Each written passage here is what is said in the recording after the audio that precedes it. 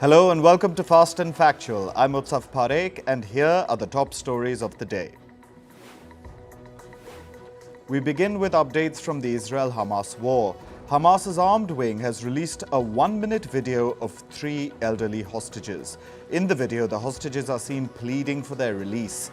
They said that they were being held with other elderly hostages with chronic illnesses and that all of them were living in harsh conditions. They pleaded that they be rescued at the earliest at any cost. Meanwhile, Hamas official Osama Hamdan has said that there will be no truce negotiations until Israel stops its actions in Gaza. He added that Hamas is open to any initiative aimed at stopping the aggression once Israel's military action stops. This includes a potential prisoner swap and any initiatives brought forward by the mediators Qatar and Egypt. The Gaza Health Ministry has revised the death toll in the enclave. It said that more than 19,000 Palestinians have been killed so far and over 52,000 are wounded.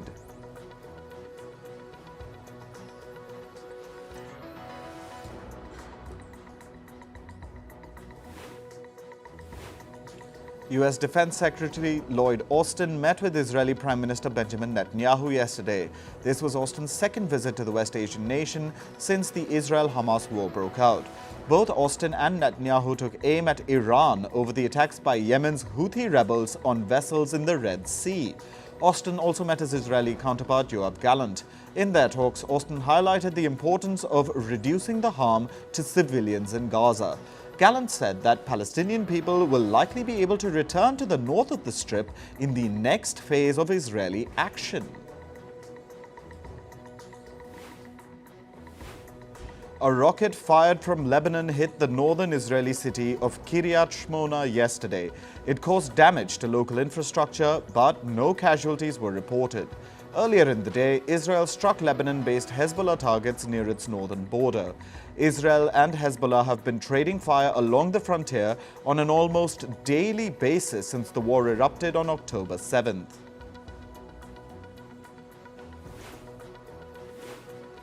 Meanwhile, Israel's army said it struck targets in Syria yesterday. This was after it identified a number of launches from Syria towards Israel. A video released by the Israeli army showed an explosion on what was said to be a Syrian target. In other top news, South Korea says that it has started joint special operation exercises with the US. This comes amid high tensions in the Korean peninsula following North Korea's recent missile launches. Seoul said the drills began on Monday at various special war school training sites. They're expected to last for 2 weeks. Meanwhile, Pyongyang confirmed that it tested its newest Hwasong-18 intercontinental ballistic missile yesterday. Ferdinand Bongbong Marcos Jr., the president of the Philippines, has said that his country's relations with China are headed in a poor direction. Marcos Jr. added that a paradigm shift is needed in how Manila and Beijing approach the South China Sea issue. He also blamed China for disregarding the Philippines' diplomatic efforts. Last week, Manila and Beijing traded accusations over a collision of their vessels. This was near the disputed Scarborough Shoal in the South China Sea. The Chinese finance minister and his Russian counterpart met in Beijing yesterday. They co-chaired the 9th China-Russia Finance Ministers' Dialogue. They held in-depth discussions on the global economic situation and their respective economic policies. The Chinese FM said Russia and China will enhance cooperation on fiscal and tax policies. They also agreed on encouraging financial and economic think tanks from both countries to strengthen collaboration and research. At least 111 people were killed and nearly 400 were injured in China's Gansu and neighboring Qinghai provinces. This was after a 6.2 magnitude earthquake hit the region at midnight last night. Thousands of homes were either damaged or had collapsed, while power and communication lines were disrupted. Mudslides were also seen covering roads and buildings in the affected regions.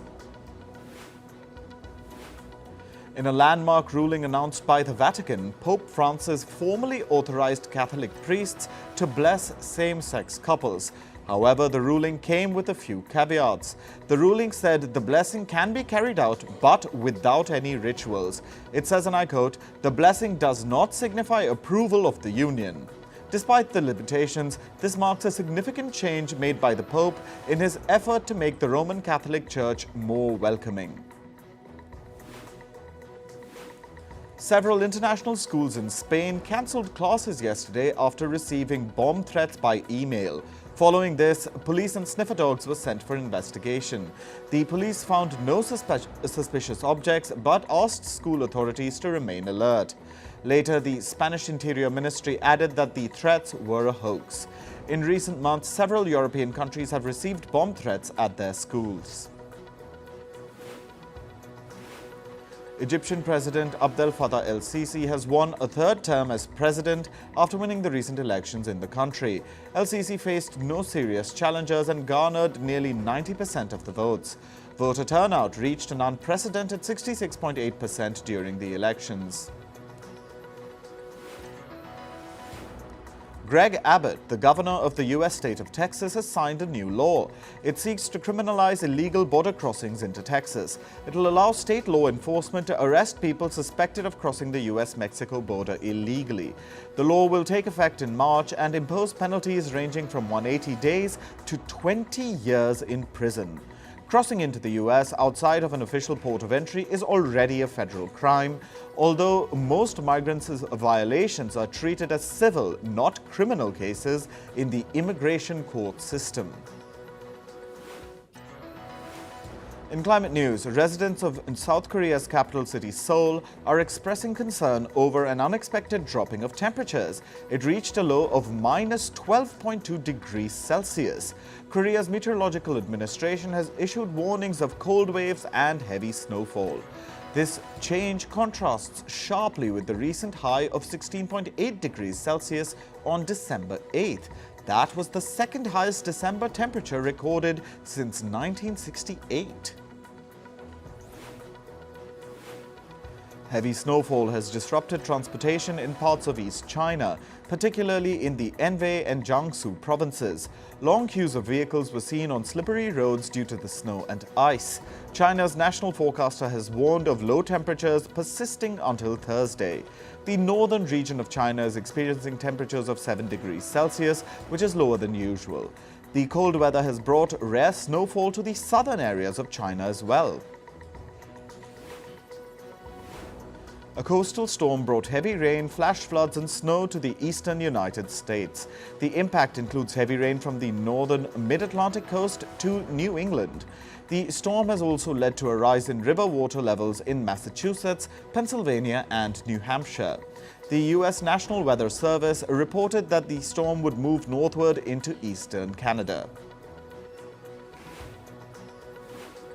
A volcano has erupted in the southwest of Iceland, spewing lava and smoke across the region. The eruption took place after weeks of heightened earthquake activity. The volcanic eruption has led to the complete evacuation of the town of Grindavik. The town had earlier been partially evacuated weeks ago when the earthquakes in the region had intensified. The European Commission has issued a warning to EU countries lagging behind in meeting their climate targets. At the current rate, the EU will together cut net greenhouse gas emissions by 51% in 2030, falling short of the bloc's binding goal of 55%. The European Commission said that some countries are moving too slowly and many are undermining the greenhouse gas cuts by continuing to subsidize fossil fuels. Researchers from Switzerland's University of Geneva simulated a runaway greenhouse gas effect to highlight the climate risks to Earth. The runaway greenhouse effect is an escalating rise in the planet's temperature. The data revealed that a slight temperature increase on Earth could transform it into an uninhabitable environment resembling Venus. The greenhouse effect caused by certain gases trapping the sun's heat was shown to escalate uncontrollably. Dutch air carrier KLM will be facing a legal challenge over greenwashing allegations in an Amsterdam court today. An environmental group has alleged that the airline engaged in greenwashing through its Fly Responsibly campaign. According to the airline, the campaign was intended to make people think twice before flying, but the environmental group argues that there is no such thing as flying responsibly. The group has urged a ban on KLM from making similar claims in the future. On to business and tech news now. Apple has halted the sales of some smartwatches in the US. This is because of a patent dispute over technology that allows the watches to measure blood oxygen levels. US watchdogs have said that the rights belong to medical technology firm called Masimo. Apple says that this patent dispute has affected its top-end Series 9 and Ultra 2 watch models. The European Union is investigating the social media platform X, formerly known as Twitter. This is over a suspected breach of obligations. This marks the bloc's first probe under its Digital Services Act, which was put into force in November 2022.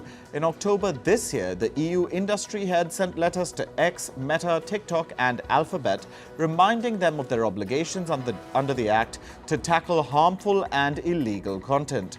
While other platforms responded by highlighting steps they've taken to stop disinformation, X owner Elon Musk instead challenged the EU's disinformation charge. Comcast's Xfinity has announced that there was an unauthorized access to its internal systems between October 16th and October 19th. Xfinity is a subsidiary of Comcast that provides video, broadband and phone services.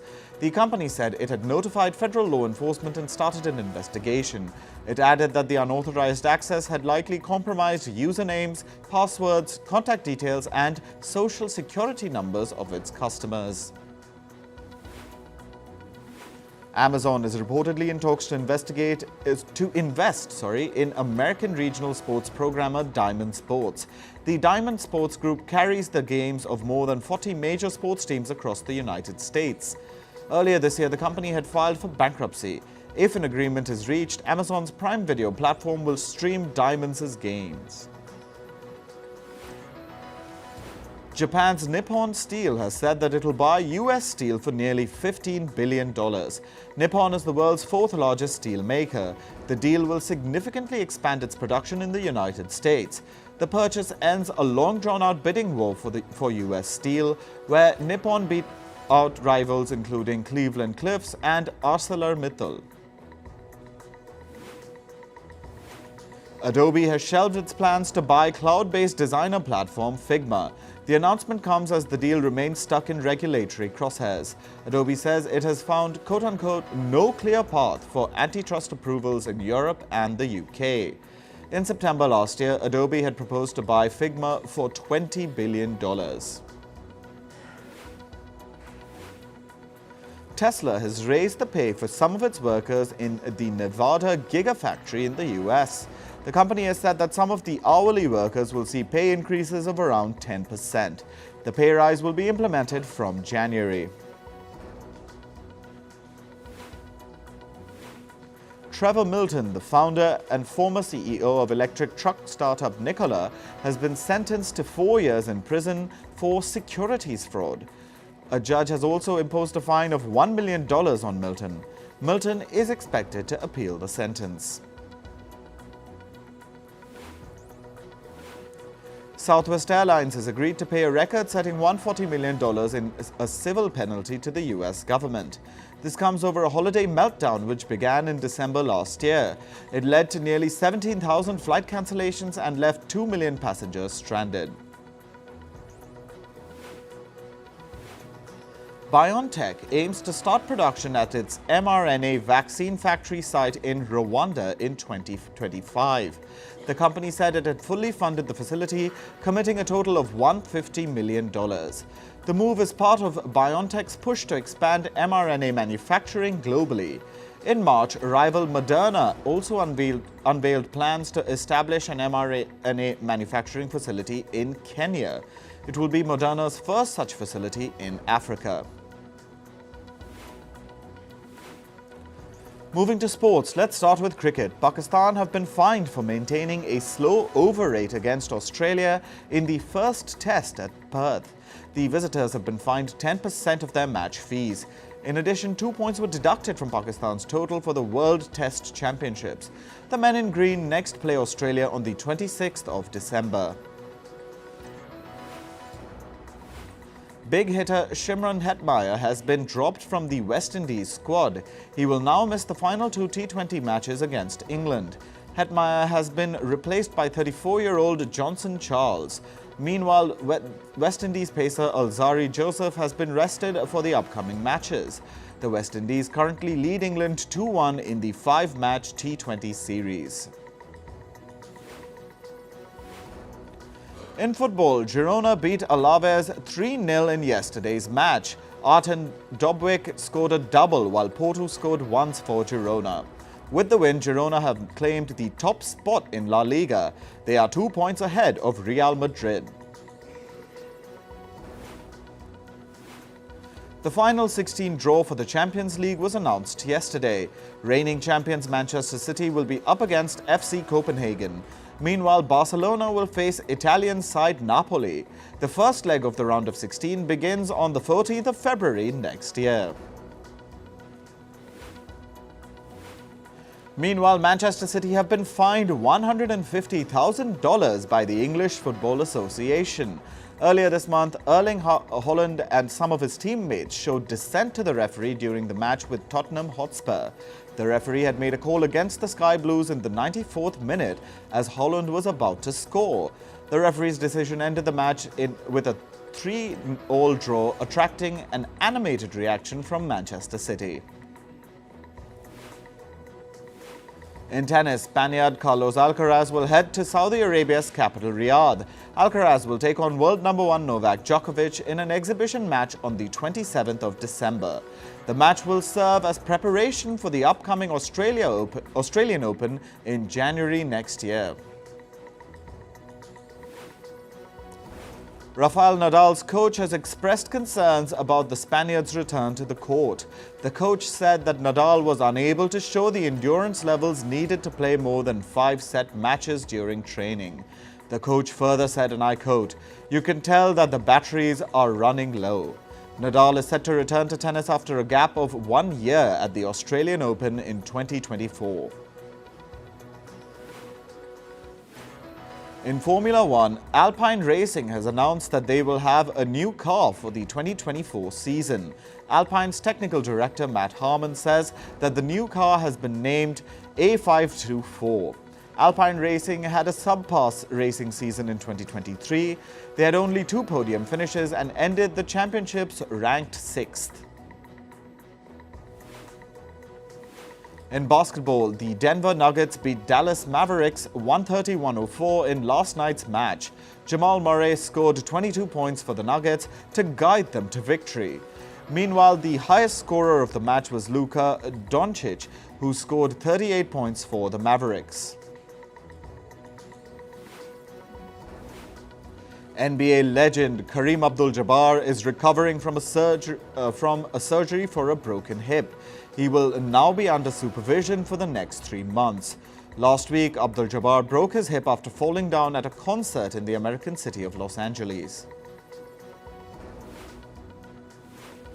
In entertainment news, actor Jonathan Majors was found guilty of assault and harassment, leading to a domestic dispute with his former girlfriend Grace Jabari. The Marvel star was convicted of 1 count of reckless assault and a non-criminal charge of harassment. He was acquitted of another assault charge and aggravated harassment. Majors' former girlfriend Grace Jabari accused him in March, leading to the trial. After the conviction, Marvel Studios dropped Majors from its cinematic universe. Amazon and the Tolkien estate have won a legal battle over the Lord of the Rings franchise. A judge in California dismissed the claim of author Demetrius Polychron, who said that the TV series The Rings of Power was borrowed from his book The Fellowship of the King. Polychron had envisioned his book as a sequel to The Lord of the Rings and intended it to be a part of a 7-part series.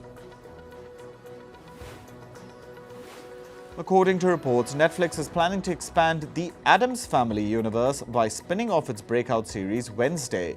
The upcoming project will focus on the character of Uncle Fester, portrayed by actor Fred Armisen. The spin-off is expected to bring a new perspective to the quirky and beloved Addams Family characters.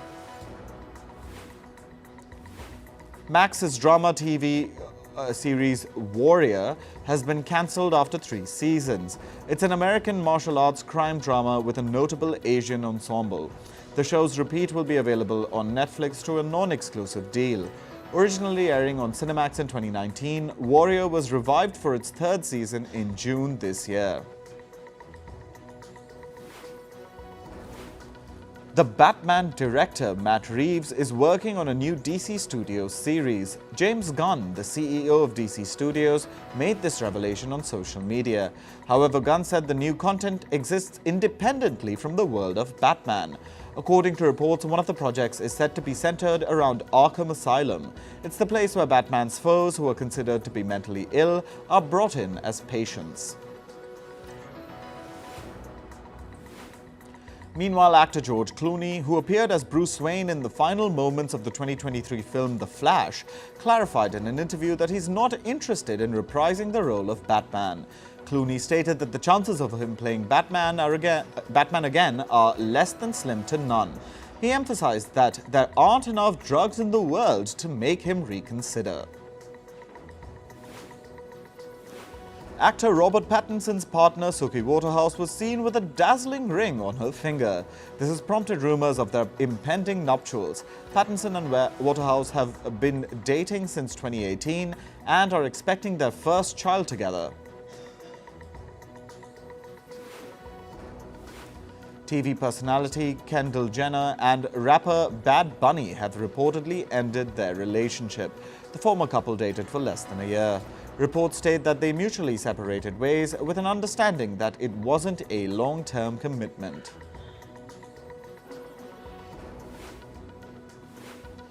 Actor and comedian Whitney Cummings has become a mother. She has welcomed a baby boy. Cummings shared the news on Instagram with a photo featuring her newborn's tiny hand. She captioned it as 3D printed a human.